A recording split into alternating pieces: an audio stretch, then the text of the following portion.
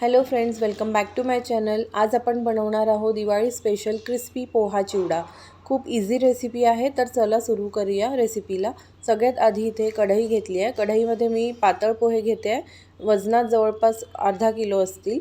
तर याला आपण छानपैकी मीडियम फ्लेमला 5 मिनिट्ससाठी आपण याला छान क्रिस्पी करून घेऊया। अशा प्रकारे ते तुटतील क्रिस्पी झाल्यावर। त्यानंतर एका वेगळ्या पातेल्यात आपण याला छान थोडं थंड व्हायला ठेवूया। तोपर्यंत आपण बाकीची प्रोसेस करून घेऊया।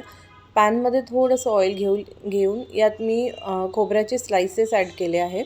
स्लाइस आपल्याला हे जे आहे ते गोल्डन ब्राऊन होतपर्यंत हे खोबरं आपल्याला तळून घ्यायचं आहे। याने टेस्ट खूप छान येतो। त्यानंतर तशाच प्रकारे इथे अर्धा 1 मिनिटासाठी आपल्याला इथे शेंगदाणे पण असेच तेलात परतून घ्यायचे आहे।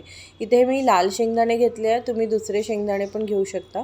त्यानंतर शेंगदाणे झाले की आपण सेम प्रकारे दलिया पण आहे, दलिया आपण असंच तळून घेऊया 1 मिनिटासाठी। याला आपल्याला जास्त नाही परतायचं आहे, बस थोडंसं 1 मिनिट अर्धा मिनिटासाठी आपण हे सगळं परतून घेऊया। त्यानंतर मी इथे बेदाणे घेतले किंवा ड्रायफ्रूट्समध्ये मी इथे काजू आणि बदाम जवळपास 15 बदाम 15 काजू असे घेतले असतील।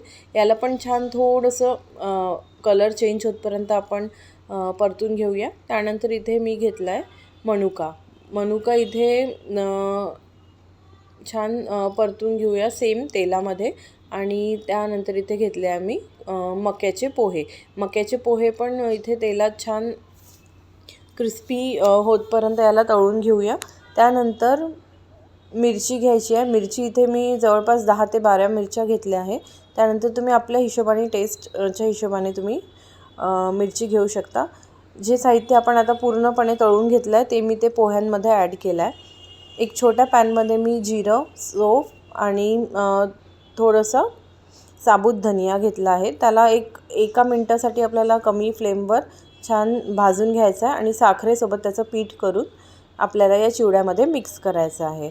तर अशा प्रकारे आपण इथे पूर्ण जे आपले इन्ग्रेडियंट्स आहेत ते मिक्स केले आहे। थोडंसं मीठ टाकलं आहे आणि व्यवस्थित मिक्स करून घ्यायचं आहे। आणि जो टेस्ट आहे तो खूप छान येतो। त्याच्यानंतर थोडंसं तेलामध्ये आपण मिरची आपण केली होती फ्राय, त्याच्यातच मी थोडंसं कढीपत्ता आणि हळद आणि थोडंसं हिंग हे मिक्स केलं आणि आपण हे चिवड्यामध्ये मिक्स करणार आहे।